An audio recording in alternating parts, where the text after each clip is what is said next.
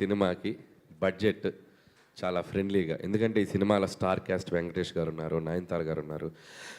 ఈ సినిమా కూడా ఎక్కడ కాంప్రమైజ్ కాకుండా తీయాలి. అందులో ఆయన డాటర్ కూడా one of the producer. So ఈ సినిమా బడ్జెట్ రేపు అయ్యాక ఆవిడకి కాస్త డబ్బు మిగలాలి, ప్రొడ్యూసర్గా సాహు గారికి డబ్బు మిగలాలి అనే ఒక చిన్న దీంట్లో ఈ సినిమాకి ఆయన హయ్యెస్ట్ పేడే తీసుకున్నారు. But at the same time ఈ సినిమా బడ్జెట్కి ఎంత అవసరం అంతే తీసుకున్నారు. And very reasonable and at the same time very decent. And ఆయన ఆయన ఆయన ఇమేజ్కి ఎంత ఉండాలో అంత తీసుకున్నారు.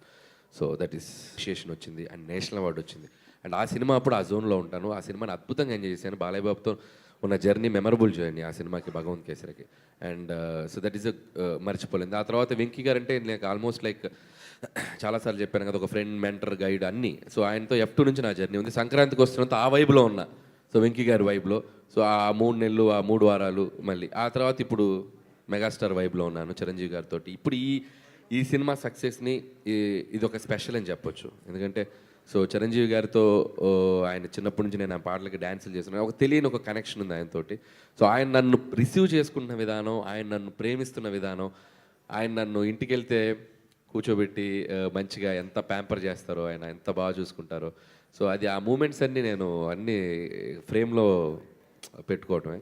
సో దిస్ ఈజ్ ఒక డిఫరెంట్ మెమరబుల్ జర్నీ. దాంట్లో మళ్ళీ మా వెంకీ గారు జాయిన్ అయ్యారు. సో ఇదొక టైప్. సో ఇది మన శంకర్ ప్రసాద్ గారు అనేది it's like always a special.